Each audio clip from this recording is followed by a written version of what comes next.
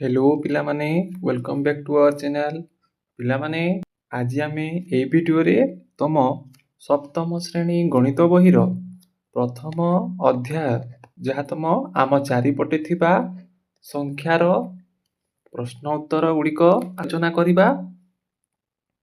तेबे ए वीडियो रे आमे तमर 1.1 और 1.2 रो समस्त प्रश्न उत्तर आलोचना करिबा।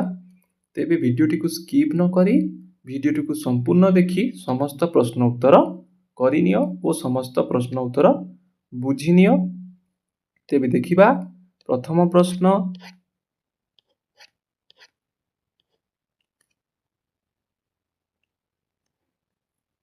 तमर प्रथम प्रश्न देछि देख 1 लक्ष केते हैला। एटा देख प्रथमे देछि 3 अंक विशिष्ट बृहत्तम संख्या 3 अंक विशिष्ट बृहत्तम संख्या केते रे पिले 949।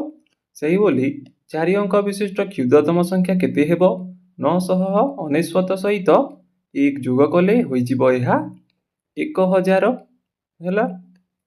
तेबे 4 अंक विशिष्ट क्षुद्रतम संख्याटी अटे 1000। सही बोली 4 अंक विशिष्ट बृहत्तम संख्या केते रे 4 अंक विशिष्ट बृहत्तम संख्या होची 9999। सही बोली सेथिरे 1 जोग कले कोन मिलिबो 5 अंक विशिष्ट क्षुद्रतम संख्या। तेबे 1 आमे जदि जोग करिबा ताहले हमकु मिलिबो 5 अंक विशिष्ट क्षुद्रतम संख्या। सही बोली 5 अंक विशिष्ट बृहत्तम संख्या केते रे पिले 5 अंक विशिष्ट बृहत्तम संख्या होची 9,99,999। सेथिरे 1 जोग कले हमकु मिलिबो 6 अंक विशिष्ट क्षुद्रतम संख्या। जे लिखा है देखो ताकू 1 लक्ष आमे बोली पढ़िबा।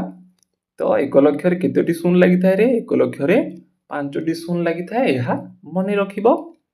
सेही बोली नेक्स्ट देछि देखो 1 अधिक करी लिखिबा 9,9,995। सेही परी 96 लिखिला देखो।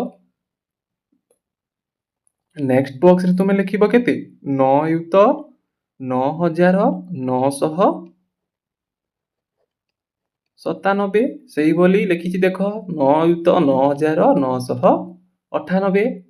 सही परी लिखिबो 9,9,999।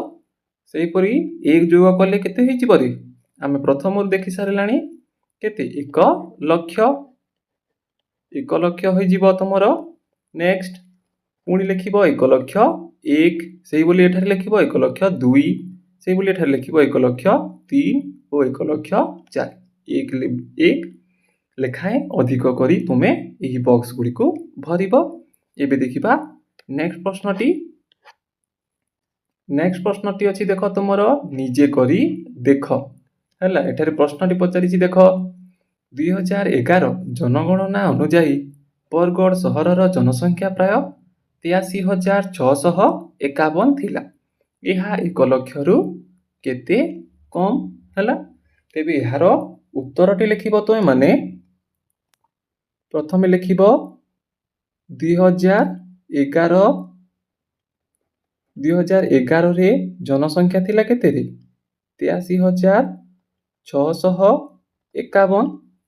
ताहाले हमकु कोन करिबाकू पड़िबो हमकु कहिछि 1 लक्ष रु केते कम। ताहाले हमकु 1 लक्ष वियोग 83,651 को वियोग करिबाकू पड़िबो। ताहाले वियोग करिले हमकु उत्तरटी मिलिबो केते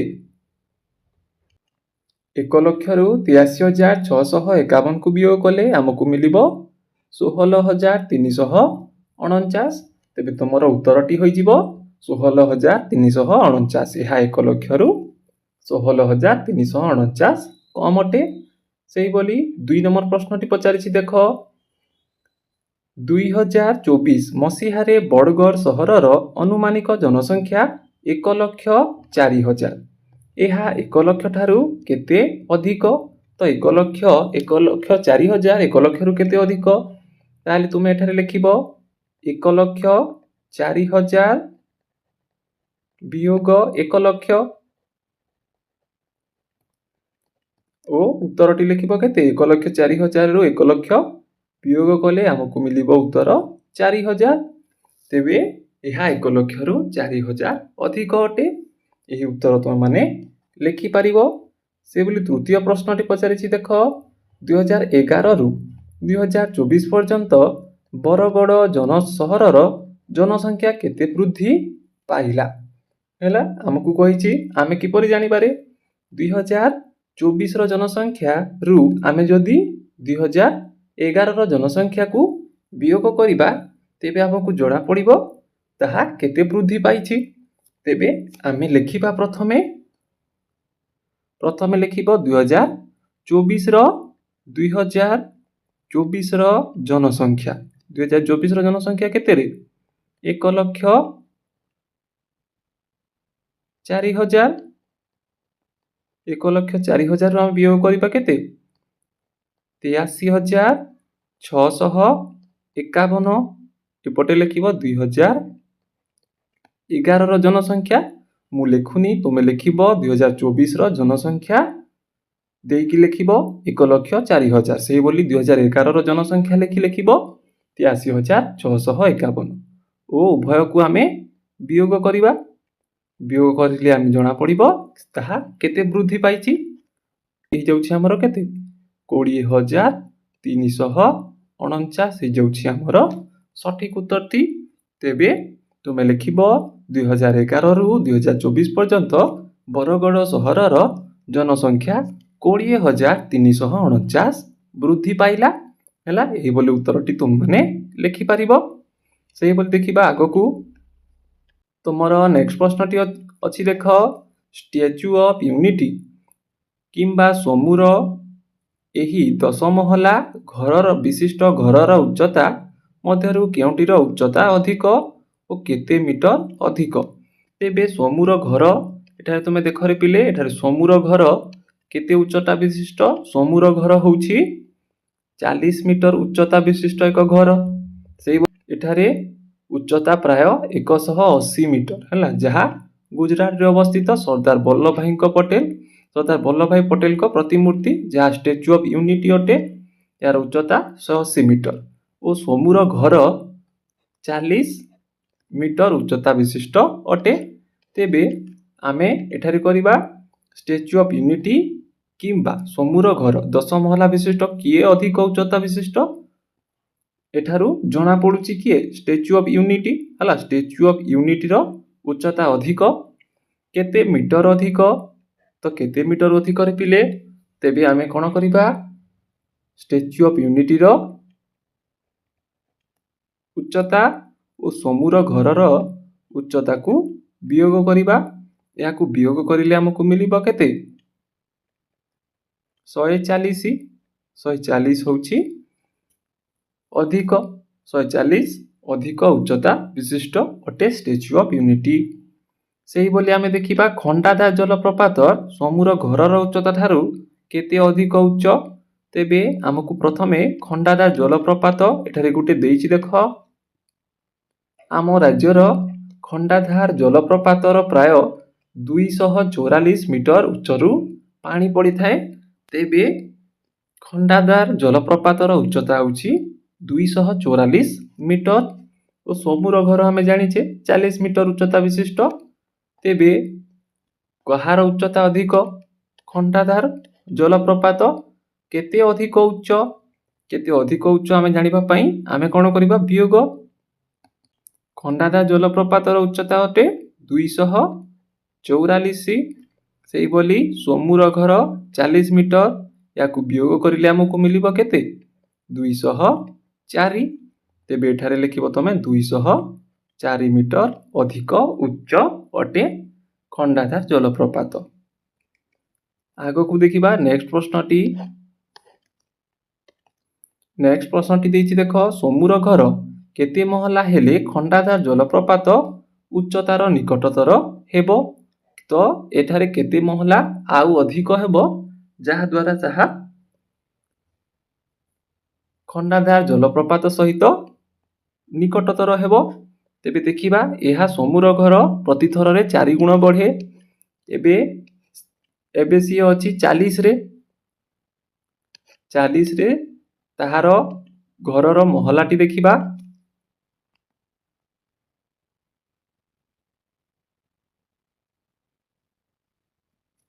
ତାର ଘରଟି ହେଉଛି 10 ମହଲା ବିଶିଷ୍ଟ। 1 2 3 4 5 6 7 8 9 10। ତେବେ ତା ଘରଟି ହେଉଛି 10 ମହଲା ବିଶିଷ୍ଟ, ଯାହାକି 40 ମିଟର ଅଟେ। ସେ 11 ମହଲାକୁ ଗଲେ କ'ଣ ହେବ? ତାର ଘରର ଉଚ୍ଚତା କେତେ ହେବ ରେ ପିଲେ? ତାହା 44 ସହିତ ସମାନ ହେବ। ସେଇଭଳି 12 ଯଦି ଯିବା, 12 ମହଲା ବିଶିଷ୍ଟ, ତାହେଲେ ଏହା 48 ହେବ। ତେବେ ଆମେ ଗୋଟିଏ କାମ କରିପାରିବା, 204 ଅଧିକ ଅଟେ ଖଣ୍ଡାଧା ଜଳପ୍ରପାତ। ତାହେଲେ ଆମେ ଏହାକୁ ହରଣ କରିଦେବା 4ରେ। ଏଠାରେ ଆମକୁ ମିଳିଲା 204କୁ 4ରେ ହରଣ କଲେ ଆମକୁ ମିଳିବ 51 ଓ ଆଉ 51 ମହଲା ଅଧିକ ହେଲେ ହେଲା, ଆଉ 51 ମହଲା ସିଏ ତିଆରି କରିଲେ ତାହା ଖଣ୍ଡାଧାର ଜଳପ୍ରପାତର ଉଚ୍ଚତାର ନିକଟତର ହେବ। ତୁମର ନେକ୍ସଟ ପ୍ରଶ୍ନଟି ଦେଇଛି ଦେଖ, ନିମ୍ନରେ ଦିଆଯାଇଥିବା ପ୍ରତ୍ୟେକ ସଂଖ୍ୟାକୁ ଅକ୍ଷରରେ ଲେଖ। ଏଠାରେ ଯେପରି ଗୋଟେ ଉଦାହରଣ ଦେଇଛି ଦେଖ, 12,78,830। ସେହିଭଳି ଏହାକୁ ଲେଖିଛି ଦେଖ, 15,75,000 ଅଟେ। ସେହିଭଳି ନିମ୍ନରେ ଦିଆଯାଇଥିବା ଏହି ସଂଖ୍ୟା ଗୁଡ଼ିକୁ ଆମେ ଅକ୍ଷରରେ ଲେଖିବା। ପ୍ରଥମଟିକୁ ଲେଖିବ କେତେରେ? ପ୍ରଥମେ ଦେଇଛି ଦେଖ, ଏହାର ଉତ୍ତର ଗୁଡ଼ିକ ଲେଖିବ। ପ୍ରଥମେ ଦେଇଛି ଦେଖ କେତେ? ପ୍ରଥମେ ଦେଇଛି 3,06,000।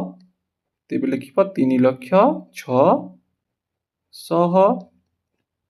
ସେଇଭଳି ନେକ୍ସଟ ଦେଇଛି ଦେଖ 5 ଲକ୍ଷ। ଏଠାରେ ଲେଖିବ 5,04,085।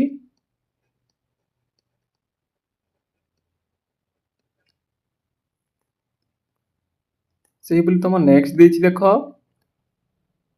ନେକ୍ସଟ ସି ନମ୍ବରଟି ଲେଖିବ 27 ଲକ୍ଷ ହେଲା।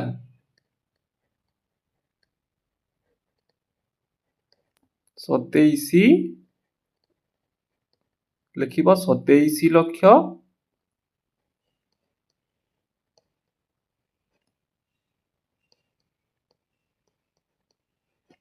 30,000। ସେହିଭଳି ନେକ୍ସଟ ଲେଖିବ ଡି ନମ୍ବରଟି ଲେଖିବ 70 ଲକ୍ଷ 53,138 ହେଲା। ଏହା ଥିଲା ତମର ଉତ୍ତର ଗୁଡ଼ିକ। ଏବେ ଦେଖିବା ତମର ନେକ୍ସଟ ପ୍ରଶ୍ନଟି। ନେକ୍ସଟ ପ୍ରଶ୍ନଟି ଦେଇଛି ଦେଖ, ନିମ୍ନରେ କେତେକ ସଂଖ୍ୟା ଅକ୍ଷରରେ ଲେଖାଯାଇଛି। ପ୍ରତ୍ୟେକକୁ ଭାରତୀୟ ସ୍ଥାନୀୟ ମାନ ଲିଖନ ପ୍ରଣାଳୀରେ ଅଙ୍କରେ ଲେଖ। ତେବେ ଏହି ସଂଖ୍ୟା ଗୁଡ଼ିକୁ ଆମେ ଏବେ ଅଙ୍କରେ ଲେଖିବା। ପ୍ରଥମେ ଆମକୁ ଦେଲା ସଂଖ୍ୟା ଗୁଡ଼ିକୁ ଅକ୍ଷରରେ ଲେଖିବା ପାଇଁ, ଏବେ ଦେଲା ଅଙ୍କରେ ଲେଖିବା ପାଇଁ। ତେବେ ଏହାର ଉତ୍ତରଟି ଲେଖିବ। ପ୍ରଥମେ ଦେଇଛି ଦେଖ 1,23,456। ତେବେ ଉତ୍ତରଟି ଲେଖିବ 1,23,456। ପ୍ରଥମେ 3ଟି ଛାଡ଼ି କମା ଦେବ, ତାପରେ 2ଟି ଛାଡ଼ି କମା ଦେବ। ସେଇଭଳି ତମର ବି ନମ୍ବରଟି ପଚାରିଛି ଦେଖ, 4,07,704। ଏହାର ଉତ୍ତରଟି ଲେଖିବ 4,07,704, କମା ଏଠାରେ ଯେଇଭଳି କମା ଦିଆଯାଇଛି ସେଇଭଳି ତୁମେ କମା ବ୍ୟବହାର କରିବ।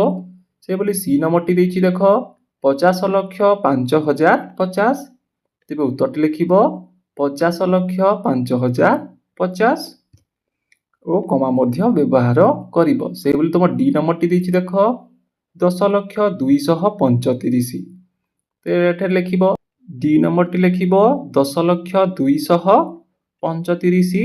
ତେବେ ଉତ୍ତର ଲେଖିବ 10,02,235। ଏଠାରେ ହେବ ଆଉ ଗୋଟେ ଏଠାରେ ଭୁଲ ଲେଖାଇଛି, ଏହା ଲେଖିବନି, ଲେଖିବ 10,235। ଏହା ତୁମେ ଉତ୍ତରଟି ଲେଖିବ। ଏବେ ଦେଖିବା ତୁମର ନେକ୍ସଟ ପ୍ରଶ୍ନ। ତୁମର ନେକ୍ସଟ ପ୍ରଶ୍ନଟି ଦେଇଛି ଦେଖ, ଏକ ଦଶକର ରାଜ୍ୟ। ଦଶକ ରାଜ୍ୟର ସ୍ୱତନ୍ତ୍ର ବଟନ ଥିବା ସ୍ୱତନ୍ତ୍ର କାଲକୁଲେଟର ଅଛି।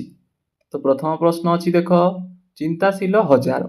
କାଲକୁଲେଟରରେ କେବଳ 1000 ବଟନଟି ଅଛି। ଏଠାରେ ତେବେ ଦେଖ ଗୋଟେ କାଲକୁଲେଟର ଅଛି ଯେଉଁଠାରେ କେବଳ 1000 ଲେଖା ହେଇଥିବା ଗୋଟିଏ ବଟନଟି ଅଛି। ଏହାକୁ କେତେ ଥର ଦବାଇଲେ ନିମ୍ନରେ ଦିଆଯାଇଥିବା ସଂଖ୍ୟା ଦେଖାଇବ। ଏଠାରେ ନିମ୍ନରେ କିଛି ସଂଖ୍ୟା ଗୁଡ଼ିକ ଦିଆଯାଇଛି ଦେଖ। ତେବେ କେତେ ଥର 1000 ଆମେ ଦବାଇଲେ ନିମ୍ନ ସଂଖ୍ୟା ଗୁଡ଼ିକ ପାଇବା। ପ୍ରଥମେ କହିଛି ଦେଖ 3000। 3000 କ'ଣ 3 ଥର ଦବାଇଲେ ଆମକୁ ମିଳିବ 3000। ସେହିଭଳି 10000 କେତେ ଥର ଦବାଇବାରେ ପିଲେ 10000 ଆମେ 10 ଥର ଦବାଇବା। ସେହିଭଳି 53000। 53000 ଆମେ 53 ଥର ଆମେ ଦବାଇଲେ ତାହା 53000 ହେବ। ସେହିଭଳି 90000। 90000କୁ କ'ଣ 90 ଥର ଦବାଇଲେ ଆମକୁ 90000 ମିଳିବ। ସେହିଭଳି 1 ଲକ୍ଷ। 1 ଲକ୍ଷ କ'ଣ ରେ 1 ଲକ୍ଷ ଆମକୁ 100 ଥର ଦବାଇବାକୁ ପଡ଼ିବ, ତେବେ ଯାଇ ଆମକୁ 1 ଲକ୍ଷ ମିଳିବ। ସେହିଭଳି 153 ଥର ଦବାଇଲେ ତାହା ଆମକୁ କେତେ ମିଳିବ? ଏଠାରେ ଲେଖିବ କେତେ 1,53,000। ଆମେ ଯଦି 1000 ବଟନକୁ 153 ଥର ଦବାଇବା ତାହେଲେ ଆମକୁ ମିଳିବ 1,53,000। ସେହିଭଳି ଜି ନମ୍ବର ପଚାରିଛି ଦେଖ, 1 ଲକ୍ଷ ହେବାକୁ କେତେ ହଜାର ଆବଶ୍ୟକ ହେଲା? ଏଠାରେ କହିବ କ'ଣ 100। 1 ଲକ୍ଷ ହେବାକୁ 100,000 ଆବଶ୍ୟକ। କେତୋଟି ହଜାର ଲାଗିବ? 100ଟି 1000 ଲାଗିବ। ସେହିଭଳି ଦେଖିବା ତୁମର ନେକ୍ସଟ ପ୍ରଶ୍ନଟି। ତୁମର ନେକ୍ସଟ ପ୍ରଶ୍ନଟି ଅଛି ଦେଖ, କ୍ରାନ୍ତିକାରୀ ଦଶକ। କାଲକୁଲେଟରରେ କେବଳ 10 ବଟନଟି ଅଛି। ସେଠାରେ ଯେପରି 1000 ବଟନଟି ଥିଲା, ଏଠାରେ ଦେଖ କେବଳ 10 ବଟନଟି ଅଛି। ଏହାକୁ କେତେ ଥର ଦବାଇଲେ ନିମ୍ନରେ ଦିଆଯାଇଥିବା ସଂଖ୍ୟା ଦର୍ଶାଇବ। ପ୍ରଥମେ ଦେଇଛି ଦେଖ 505 ଥର। ଏହା ଭୁଲ ଦେଇଛି ପିଲେ। 500 ହେବା ପାଇଁ ଆମକୁ 50 ଥର ଦବାଇବାକୁ ପଡ଼ିବ। ସେହିଭଳି 780। 780 ପାଇବା ପାଇଁ କେତେ ଥର ଦବାଇବା? 78 ଥର। ସେହିଭଳି 1000 ପାଇବା ପାଇଁ କ'ଣ ହେବ 100 ଥର। 1000 ପାଇବା ପାଇଁ ଆମେ 10କୁ 100 ଥର ଦବାଇବାକୁ ପଡ଼ିବ। ସେହିଭଳି 3700 ପାଇବା ପାଇଁ କେତେରେ 3700 ପାଇବା ପାଇଁ 370 ଥର ଆମକୁ 10 ଦବାଇବାକୁ ପଡ଼ିବ। ସେହିଭଳି ଆଗକୁ ଦେଖିବା। ତୁମର ନେକ୍ସଟ ଦେଇଛି ଦେଖ 10000। 10000 ଆମେ କେତେ ଥର 10 ଦବାଇବା ତାହେଲେ ଆମେ 10000 ପାଇବାରେ ଆମକୁ 1000 ଥର। 1000 ଥର ଆମେ ଯଦି 10କୁ ଦବାଇବା ତାହେଲେ ଆମେ 10000 ପାଇବା। ସେହିଭଳି 1 ଲକ୍ଷ କେତେ ଥର ଦବାଇବା? 1 ଲକ୍ଷ ହେଇଯିବ ତୁମର 10000 ଥର। 10000 ଥର ଯଦି ଆମେ 10କୁ ଦବାଉଛେ ତାହେଲେ ଆମକୁ 1 ଲକ୍ଷ ମିଳିବ। ସେହିଭଳି ଜି ନମ୍ବର ପଚାରିଛି ଦେଖ, 453 ଥର 10 ଦବାଇଲେ ତାହା କେତେ ହେବ? ତେବେ ଏହା ହେଇଯିବ 4530 ହେଲା। କେବଳ ଏଠାରେ କୌଣସି ଚିନ୍ତା କରିବାର ନାହିଁ। ଏଠାରେ କେବଳ 10 ଗୁଣନ କରିବାର ଅଛି ଓ 10 ଦ୍ୱାରା ହରଣ କରିବାର ଅଛି। ଏବେ ଦେଖିବା ତୁମର ନେକ୍ସଟ ପ୍ରଶ୍ନଟି, ଉପଯୋଗୀ ଶତକ। କାଲକୁଲେଟରରେ କେବଳ +100 ବଟନଟି ଅଛି। ଏହାକୁ କେତେ ଥର ଦବାଇଲେ ନିମ୍ନରେ ଦିଆଯାଇଥିବା ସଂଖ୍ୟା ଦର୍ଶାଇବ। ଯେପରି ପ୍ରଥମ ପ୍ରଶ୍ନରେ ଦେଇଥିଲା ଦେଖ, ପ୍ରଥମ ପ୍ରଶ୍ନ ଦେଇଥିଲା 1000 ଥିବା ବଟନଟି। 2 ନମ୍ବର ପ୍ରଶ୍ନରେ ଥିଲା 10 ଦେଇଥିବା ବଟନଟି। ସେହିଭଳି ଏଠାରେ ଗୋଟେ କାଲକୁଲେଟର ଅଛି ଦେଖ, ଯେଉଁଥିରେ କି କେବଳ 100 ବଟନଟି ଅଛି। ତେବେ ଏହାକୁ ଆମେ ଦବାଇ ନିମ୍ନରେ ଦିଆଯାଇଥିବା ପ୍ରଶ୍ନ ଗୁଡ଼ିକର ଉତ୍ତର ଦେବା। ଯେପରି ଏଠାରେ ଗୋଟିଏ ଦେଇଛି ଦେଖ ଉଦାହରଣ 400 କେତେ ଥର ଆମେ 100 ଦବାଇଲେ ହେବ 4 ଥର। ସେହିଭଳି ଏଠାରେ ଦେଇଛି ଦେଖ 3700। 3700କୁ ଆମେ କେତେ ଥର 100 ବଟନ ଦବାଇଲେ 3000 700 ହେବ ତ ଏହା ହେଇଯିବ 37 ଥର। ଏହାର ଗୋଟିଏ ଟ୍ରିକ୍ ଅଛି ରେ ପିଲେ। ଟ୍ରିକ୍ଟି ହେଉଛି ଏହା 100ରେ ଦେଖ ଏଠାରେ 100ରେ ଅଛି 2ଟି ଶୂନ। ତେବେ ଆମେ କ'ଣ କରିବା ଏଠାରୁ 2ଟି ଶୂନକୁ ଲିଭେଇ ଦେବା। ତାହେଲେ ବଞ୍ଚିଲା କେତେରେ ପିଲେ 37। ତେବେ ଆମର ଉତ୍ତର ହେଇଯାଉଛି 37। ସେହିଭଳି ପ୍ରଶ୍ନଗୁଡ଼ିକୁ ଆମେ ସଲ୍ଭ କରିବା। ଏଠାରେ ଦେଖ 10,000। 10,000କୁ କେତେ ଥର ଆମକୁ 100 ଦବେଇବାକୁ ପଡ଼ିବ 100 ବଟନଟି। ଏଠାରେ କ'ଣ କରିବା ଏଠାରେ ମଧ୍ୟ 2ଟି ଶୂନକୁ ଲିଭେଇ ଦେବା। ତାହେଲେ ଆମକୁ ମିଳିଲା କେତେ ବଞ୍ଚିଲା କେତେ 100। ଥିଲା ନା କେତେ ସହଜ। ସେହିଭଳି ଦେଖିବା ଡି ନମ୍ବର ପ୍ରଶ୍ନଟି 53,000 ଡ୍ୟାସ୍ ଥର। କେତେ ଥର ଆମେ 100 ବଟନକୁ ଦବେଇବା। ତ 53,000ରେ ତୁମେ ଲେଖିବ 530 ଥର। ସେହିଭଳି 90,000 90,000ରେ କ'ଣ ହେଇଯିବ 900 ଥର। ସେହିଭଳି 97,000ରେ ହେଇଯିବ 970 ଥର। ସେହିଭଳି ଜି ନମ୍ବର ଦେଇଛି ତମ ଦେଖ ଲକ୍ଷେ। ଲକ୍ଷରେ କ'ଣ ହେଇଯିବ ଲକ୍ଷରେ ହେଇଯିବ 1000 ଥର ହେଲା। 1000 ଥର ତୁମେ 100 ବଟନକୁ ଦବେଇଲେ ତାହା 1 ଲକ୍ଷ ହେବ। ସେହିଭଳି 582 ଥର। 582 ଥରରେ କ'ଣ କରିପାରିବେ ପିଲେ 100 ଗୁଣନ କରିବା। ତ ଏହା ହୋଇଯିବ 58,200 ହେଲା। ସେହିଭଳି ଦେଖ ନେକ୍ସଟ ପ୍ରଶ୍ନଟି ଦେଇଛି 10,000 ହେବାକୁ କେତେ ଶହ ଦରକାର। 10,000 ଯେପରିକି ଏଇଠି ଦେଖ 10,000 କେତେ ଶହ। 10,000 କେତେ ଶହ ବା କେତେ ଥର ଆମେ 100 ବଟନକୁ ପ୍ରେସ୍ କରିବା। ତ ମୁଁ ତମକୁ ପ୍ରଥମରୁ କହିଛି ଏଠାରେ ଦେଖ 10,000 ଦେଇଛି 100 ଥର। ତ ତୁମର ଉତ୍ତର ହେଇଯିବ 100 ଥର। ସେହିଭଳି ଯେ ନମ୍ବର ପ୍ରଶ୍ନଟି ଦେଇଛି ଦେଖ 1 ଲକ୍ଷ ହେବାକୁ କେତେ ଥର ଦରକାର। ଦେଖ ଏଠାରେ 1 ଲକ୍ଷ କରିସାରିଛେ ଆମେ ପ୍ରଥମରୁ 1000 ଥର। ଲେଖିବ ଏଠାରେ 1000 ଥର। ସେହିଭଳି କି ନମ୍ବର ପ୍ରଶ୍ନଟି ପଚାରିଛି ଉପଯୋଗୀ ଶତକ କାଲକୁଲେଟର କହୁଛି ଏଠାରେ କିଛି ସଂଖ୍ୟା ଅଛି ଯାହା କ୍ରାନ୍ତିକାରୀ ଦଶକ ଏବଂ ଚିନ୍ତାଶୀଳ ହଜାର ଦେଖାଇ ପାରିବେ ନାହିଁ କିନ୍ତୁ ମୁଁ ପାରିବି। ଏହି ଉକ୍ତିଟି ସତ୍ୟ କି। ତେବେ ଏହି ଉକ୍ତିଟି ସତ୍ୟ ଅଟେ। ଦେଖିବା ତୁମର ନେକ୍ସଟ ପ୍ରଶ୍ନଟି। ଏଠାରେ ତୁମ ନେକ୍ସଟ ପ୍ରଶ୍ନଟି ଦେଇଛି ଦେଖ କ୍ରିଏଟିଭ ଚିଟି ଏକ ଭିନ୍ନ ପ୍ରକାରର କାଲକୁଲେଟର। ଏଥିରେ ନିମ୍ନଲିଖିତ ବଟନ ଗୁଡ଼ିକ ଅଛି ଯେପରିକି +1 +10 +100 +1000 10,000 1 ଲାଖ 10 ଲାଖ। ସେହିଭଳି ବିଭିନ୍ନ ବଟନ ଗୁଡ଼ିକ ଅଛି। ତେବେ ଆମକୁ ପ୍ରଶ୍ନ କହିଛି ଏହା ସବୁବେଳେ ଅନେକ ଉପାୟରେ କାମ କରିଥାଏ। ତୁମେ ପଚାରିପାର କେମିତି। ଯେମିତିକି ଦେଖ ସଂଖ୍ୟା 321 ପାଇବା ପାଇଁ ଏହାକୁ 10 ଥର 10 + 10 ବଟନକୁ 32 ଥର ଏବଂ +1 ବଟନକୁ ଥରେ ଦବାଏ ଏହା 321 ପାଇପାରିବା। ବିକଳ୍ପ ଭାବରେ ଏହା 100କୁ 2 ଥର 10କୁ 12 ଥର 1କୁ ଥରେ ଦବାଇ ପାଇପାରିବା ବିଭିନ୍ନ ପ୍ରକ୍ରିୟାରେ। ସେହିଭଳି ଆମକୁ କହିଛି ଏଠାରେ ଦେଖ 321କୁ ପାଇବା ପାଇଁ ଅତି ବେଶୀରେ 100 ବଟନକୁ କେତେ ଥର ଦବା ଯାଇପାରିବ। ତ ଆମ ପାଖରେ ଅଛି 300। ତ ଆମେ 100 ବଟନକୁ 3 ଥର ହେଲା 3 ଥର ଆମେ ଦବେଇ ପାରିବା ଅତି ବେଶୀରେ। ସେହିଭଳି ଦେଖିବା ନେକ୍ସଟ ପ୍ରଶ୍ନଟି ପ୍ରଶ୍ନ ନମ୍ବର 5।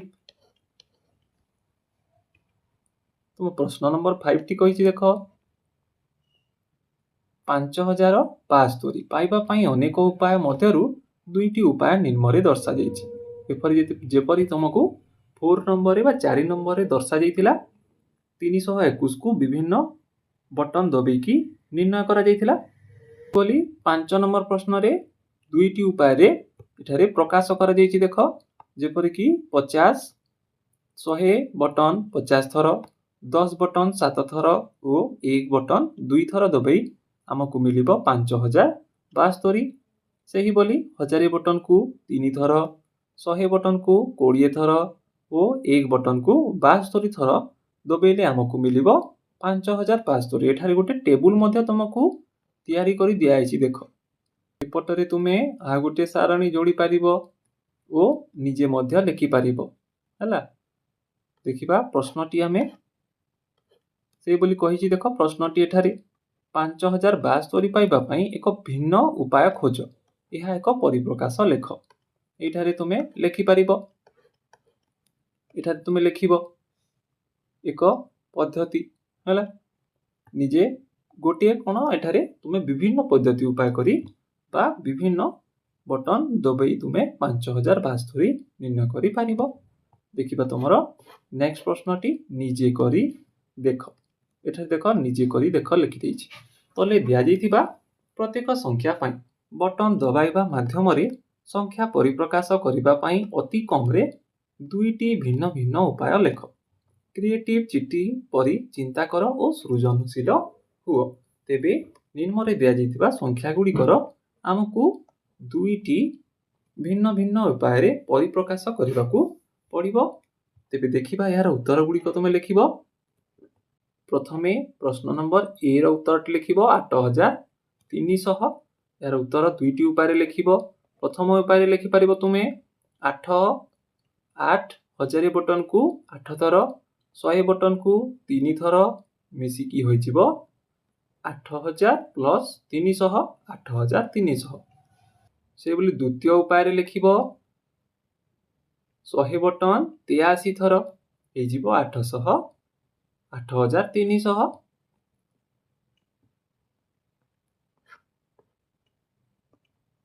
से बोली बी नंबर देछि देखो हमकु देछि केते 40629 प्रथम उपाय रे लिखिबो 10000 बटन 4 थर 1000 बटन 0 1000 बटन लागिबो नाही 100 बटन 6 थर 10 बटन 2 थर ओ 1 बटन को 9 थर आमे दबेइले हमकु मिलिबो 40629 से बोली द्वितीय उपाय रे लिखिबो 1000 40 थर 100 6 थर 10 2 थर ओ 1 9 थर दबेइले हमकु मिलिबो 40629 ए बोली तुमे विभिन्न उपाय रे संख्या गुडी को परिप्रकाश करि पारिबो। एबे देखिबा नेक्स्ट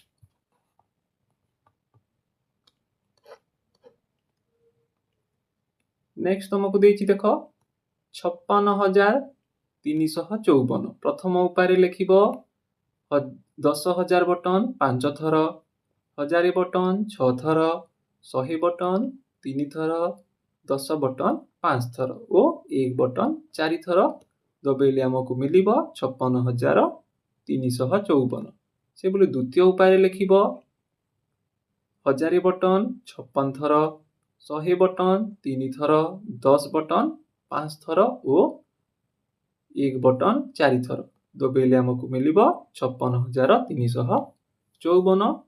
नेक्स्ट हमकु देछि देखो question number D T question number D देछि देखो 66666 तो प्रथम उपाय रे लिखिबो तुमे 10000 6 थर 1000 6 थर 100 6 थर 10 6 थर 1 6 थर ताहेले हमकु मिलिबो 66666 से बोली द्वितीय उपाय लिखि पारिबो तुमे 10000 66 थर 100 6 थर 10 6 थर ओ 1 6 थर ताहेले हमकु मिलिबो 66666 से बोली देखिबा नेक्स्ट क्वेश्चन टी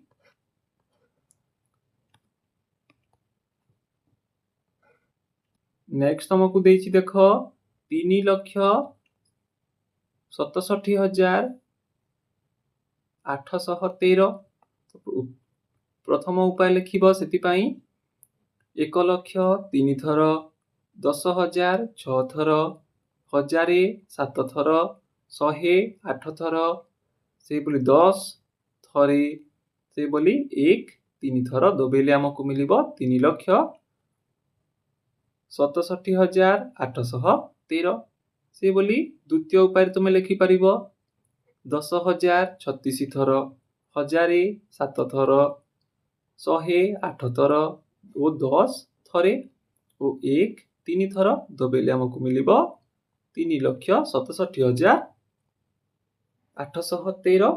ଏହିଭଳି ବିଭିନ୍ନ ଉପାୟରେ ତୁମେ ସଂଖ୍ୟା ଗୁଡ଼ିକୁ ପରିପ୍ରକାଶ କରିପାରିବ ଓ ନିଜ ମନରେ ମଧ୍ୟ ତୁମେ ଭିନ୍ନ ଭିନ୍ନ ଉପାୟରେ ସଂଖ୍ୟା ଗୁଡ଼ିକୁ ପରିପ୍ରକାଶ କରିପାରିବ। ଏବେ ତୁମର ନେକ୍ସଟ ପ୍ରଶ୍ନଟି ଦେଇଛି ଦେଖ, ତୁମକୁ ଠିକ୍ 30 ଥର ବଟନ ଦବାଇବାକୁ ପଡ଼ିବ। ତୁମେ କେଉଁ 3 ଅଙ୍କ ବିଶିଷ୍ଟ ବୃହତ୍ତମ ସଂଖ୍ୟା ତିଆରି କରିପାରିବ? ତୁମେ କେଉଁ 3 ଅଙ୍କ ବିଶିଷ୍ଟ କ୍ଷୁଦ୍ରତମ ସଂଖ୍ୟାଟି ତିଆରି କରିପାରିବ? ଏଠାରେ ଆମକୁ କହିଲା ଆମେ 30 ଥର କୌଣସି ବି ବଟନକୁ ଦବେଇବା ହେଲା। ଏଠାରେ ଦେଖ ବିଭିନ୍ନ ବଟନଟି ଦେଇଛି +1 +10 +100 +1000 +10,000 1 lakh। ତ ତେବେ ଏଠାରେ ଆମକୁ ବିଭିନ୍ନ ବଟନ ଦେଇଛି। ସିଏ କହିଛି 30 ଥର ଆମକୁ ଦବେଇବାକୁ ପଡ଼ିବ ଓ 3 ଅଙ୍କ ବିଶିଷ୍ଟ ହେଲା 3 ଅଙ୍କ ବିଶିଷ୍ଟ ଗୋଟିଏ ସଂଖ୍ୟା ଆମକୁ ତିଆରି କରିବାକୁ ପଡ଼ିବ।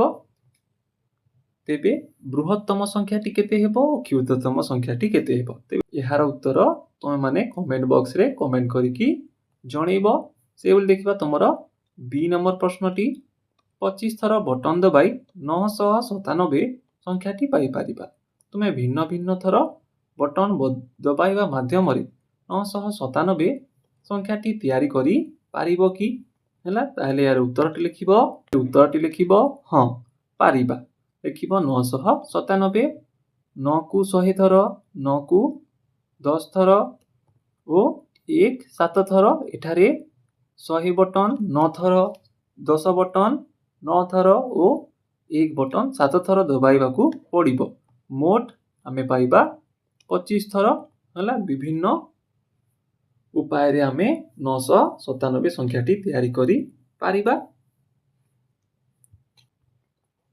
ତୁମର ନେକ୍ସଟ ପ୍ରଶ୍ନଟି ଦେଇଛି ଦେଖ, ଆମେ କିପରି ଯଥାସମ୍ଭବ କମ୍ ଥର ବଟନ ଦବାଇ ସଂଖ୍ୟା ଗୁଡ଼ିକୁ ପାଇପାରିବା? ଏଠାରେ ଦୁଇଟି ସଂଖ୍ୟା ଦେଇଛି ଦେଖ, ଯେପରିକି ଏଠାରେ କହିଛି, ଏଠାରେ ଦେଇଛି ଦେଖ 1000 5 ଥର, 100 0 ଥର, 10 6 ଥର ଓ 1 12 ଥର ଦବେଇଲା ପରେ ସିଏ ପାଇଛି 5072। ସେଇଭଳି ଏହା ହେଉଛି 23 ଥର, ଯାହା ତମକୁ ସେ ଦେଇଛି ଏଠାରେ ଦେଖ 23 ଥର ଠାରୁ ସେ ଆମକୁ ପଚାରିଛି 23 ଥର ଠାରୁ କମ୍ ଥର ବଟନ ଦବାଇ 5072 ପାଇବାର ଅନ୍ୟ କୌଣସି ଉପାୟ ଅଛି କି? ସେଥିପାଇଁ ପରିପ୍ରକାଶଟି ଲେଖ। ତେବେ ଏହାର ଉତ୍ତରଟି ଲେଖିବ ତୁମେ ମାନେ ହଁ ଅଛି। 1000କୁ 5 ଥର, 10କୁ 0 ଥର ଓ 100କୁ 0 ଥର, 10କୁ 7 ଥର ଓ 1କୁ 2 ଥର, ଯାହା ଆମକୁ ମିଳିବ 5 ଥର, 0 ଓ 7 ଓ 2 ମିଶିକି ହୋଇଗଲା 14 ଥର। 14 ଥରରେ ଆମେ ନିର୍ଣ୍ଣୟ କରିପାରିଛେ 5072। ତୁମର ନେକ୍ସଟ ପ୍ରଶ୍ନଟି ଦେଇଛି ଦେଖ, ନିଜେ କରି ଦେଖ। ପୂର୍ବ ଅଭ୍ୟାସରେ ଥିବା ସଂଖ୍ୟା ଗୁଡ଼ିକ ପାଇଁ ସର୍ବନିମ୍ନ ସଂଖ୍ୟକ ବଟନ ଦବାଇ କିପରି ପ୍ରତ୍ୟେକ ସଂଖ୍ୟା ପାଇବ ତାହା ଖୋଜ ଏବଂ ସେଗୁଡ଼ିକର ପରିପ୍ରକାଶ ଲେଖ। ଏଠାରେ ଯେଉଁ ପୂର୍ବରୁ ପ୍ରଶ୍ନ ଗୁଡ଼ିକ ଥିଲା ରେ ପିଲେ, ଏଠାରେ ଦେଖିପାରୁଥିବ ତୁମ ପାଖରେ ଏଇ ଯେଉଁ ପ୍ରଶ୍ନ ଗୁଡ଼ିକ ବା ସଂଖ୍ୟା ଗୁଡ଼ିକ ଦେଇଥିଲା। ନେକ୍ସଟ ଆଗରୁ ଯେଉଁ ଆମେ ନିଜେ କରି ଦେଖ କରିଥିଲେ, ଏଠାରେ ଯେଉଁ 5ଟି ସଂଖ୍ୟା ଦେଇଥିଲା ସେହି ସଂଖ୍ୟାକୁ ଆମେ ଏଠାରେ ବ୍ୟବହାର କରି ଆମକୁ ଏ ପ୍ରଶ୍ନଟି ଉତ୍ତର କରିବାକୁ ପଡ଼ିବ। ତାହେଲେ ଉତ୍ତର ଦେଖିବା। ତେବେ ଏହାର ଉତ୍ତରଟି ଲେଖିବ ତୁମେ ମାନେ ସର୍ବନିମ୍ନ ସଂଖ୍ୟକ ବଟନ ପଚାରିଛି ଦେଖ, ଉତ୍ତରଟି ଲେଖିବ ଏ ର ଉତ୍ତର ଲେଖିବ, ଯେପରିକି ଏ ରେ ଦେଇଥିଲା କେତେ 8300। ତେବେ ଏଠାରେ ଆମେ 83 100 ଥର 83 ବଟନକୁ ଦବେଇଲେ ଏହା ହିଁ ଆମ ପାଇଁ ସର୍ବନିମ୍ନ ସଂଖ୍ୟକ ବଟନ ହେଇପାରିବ। 83 ଥର 100କୁ ଦବେଇବା। ସେଇଭଳି B ନମ୍ବର ପାଇଁ ଲେଖିବ। B ନମ୍ବର ଦେଇଥିଲା କେତେ 40,629। ତ ତାହା ପାଇଁ ତୁମେ 10,000 4 ଥର, 100 6 ଥର ଓ 10 2 ଥର ଓ 1 9 ଥର ଦବେଇ ତୁମେ ସର୍ବନିମ୍ନ 21 ଥରରେ ସଂଖ୍ୟାଟିକୁ ପରିପ୍ରକାଶ କରିପାରିବ। ସେଇଭଳି ନେକ୍ସଟ ଦେଖିବା। ନେକ୍ସଟ ତମର ଦେଇଛି ଦେଖ ସି ନମ୍ବରରେ ଥିଲା ସଂଖ୍ୟାଟି କେତେ? 56,354। ଏହାକୁ ଆମକୁ ସର୍ବନିମ୍ନରେ ପରିପ୍ରକାଶ କରିବା ପାଇଁ 10,000କୁ 5 ଥର, 1000କୁ 6 ଥର ଓ 100କୁ 3 ଥର ଓ 10କୁ 5 ଥର ଓ 1କୁ 4 ଥର ଦବେଇ ସର୍ବନିମ୍ନ 23 ଥରରେ ଆମେ ସଂଖ୍ୟାଟିକୁ ପରିପ୍ରକାଶ କରିପାରିବା। ସେଇଭଳି ଡି ନମ୍ବରଟି ଦେଖିବା। ଡି ନମ୍ବରଟିରେ ଦେଇଥିଲା ଆମର 66,666। ସେଥିପାଇଁ ଆମେ 10,000 6 ଥର, 1000 6 ଥର, 100 6 ଥର, 10 6 ଥର ଓ 1କୁ 6 ଥର ତେବେ ସର୍ବମୋଟ 30 ଥର ଦବେଇ ଆମେ ସଂଖ୍ୟାଟିକୁ ସର୍ବନିମ୍ନ ଆକାରରେ ପରିପ୍ରକାଶ କରିପାରିବା। ସେଇଭଳି ଇ ନମ୍ବରଟି ଦେଇଥିଲା 3,67,813। ସେଇଭଳି ଏଠାରେ ଲକ୍ଷେ 3 ଥର, 10,000 6 ଥର ଓ 1000 7 ଥର, ସେଇଭଳି 100 8 ଥର ଓ 10 ଥରେ ଓ 1 3 ଥର ଦବେଇ ସର୍ବନିମ୍ନ 28 ଥରରେ ଆମେ ସଂଖ୍ୟାଟିକୁ ନିର୍ଣ୍ଣୟ କରି ପରିପ୍ରକାଶ କରିପାରିବା। ଏବେ ଦେଖିବା ତମର ନେକ୍ସଟ ପ୍ରଶ୍ନଟି ପ୍ରଶ୍ନ ନମ୍ବର 2।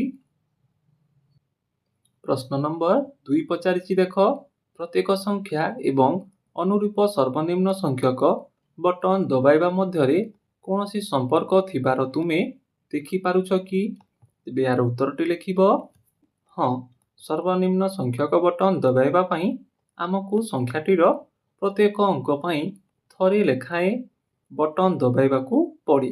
ଯେଉଁଠାରେ 0 ଥାଏ ସେଠାରେ ବଟନ ଦବାଇବାକୁ ପଡ଼େ ନାହିଁ। ଅର୍ଥାତ୍ କୌଣସି ସଂଖ୍ୟାରେ ଥିବା ଅଣ-ଶୂନ ଅଙ୍କଗୁଡ଼ିକର ସଂଖ୍ୟା ହେଉଛି ସର୍ବନିମ୍ନ ବଟନ ଦବାଇବାର ସଂଖ୍ୟା। ଏହା ହେବ ତୁମ ପାଇଁ ସଠିକ ଉତ୍ତର। ସେଭଳି ଦେଖିବା ତମର ଶେଷ ପ୍ରଶ୍ନ। ଆଜିର ତମର ଶେଷ ପ୍ରଶ୍ନ ଓ 3 ନମ୍ବର ପ୍ରଶ୍ନଟି।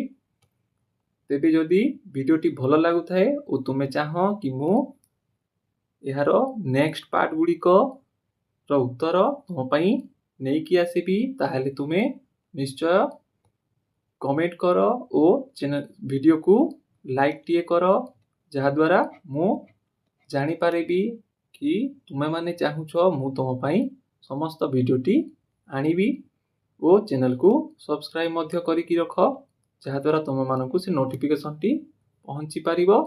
ଶେଷ ପ୍ରଶ୍ନଟି ଆଲୋଚନା କରିବା। ଆଜିର ଏହି ଭିଡ଼ିଓରେ ଶେଷ ପ୍ରଶ୍ନଟି ଆଲୋଚନା କରିବା। ଏଠାରେ ଦେଇଛି ଦେଖ ତୁମେ ଲକ୍ଷ୍ୟ କରିଥିବ ସର୍ବନିମ୍ନ ବଟନ ଦବାଇବା ପରିପ୍ରକାଶ ଗୁଡ଼ିକ ସଂଖ୍ୟା ଗୁଡ଼ିକର ଭାରତୀୟ ସ୍ଥାନୀୟ ମାନ ଲିଖନ ପ୍ରଣାଳୀକୁ ଦର୍ଶାଇଥାଏ। ଏହାର କାରଣ ବିଷୟରେ ଚିନ୍ତା କର। ତେବେ ଏହାର ଉତ୍ତରଟି ଲେଖିବ ତୁମେମାନେ ସର୍ବନିମ୍ନ ବଟନ ଦବାଇବା ପରିପ୍ରକାଶରେ ଆମେ ପ୍ରତ୍ୟେକ ସ୍ଥାନୀୟ ମାନ ଯେପରିକି 1000, ଶତକ, ଦଶକ, ଏକକ ପାଇଁ ଥରେ ଲେଖାଏଁ ବଟନ ଦବାଇଥାଉ। ଏହା ସଂଖ୍ୟାଟି ପ୍ରସାରିତ ରୂପ ଅଟେ ଯାହା ଭାରତୀୟ ସ୍ଥାନୀୟ ମାନ ପ୍ରଣାଳୀ 1000, ଏକକ, ଦଶକ, ଶତକ, 1000, ଅୟୁତ, ଲକ୍ଷ, ନିୟୁତ, କୋଟି ଉପରେ ଆଧାରିତ। ପ୍ରତ୍ୟେକ ବଟନ +1, +10, +100, +1000, ସେହିଭଳି 10,000 ଓ 1 ଲକ୍ଷ ଏହି ସ୍ଥାନୀୟ ମାନ ଗୁଡ଼ିକ ପ୍ରତିନିଧିତ୍ୱ କରେ। ଏହିଭଳି ତୁମେ ଏହାର ଉତ୍ତରଟି ଲେଖିପାରିବ।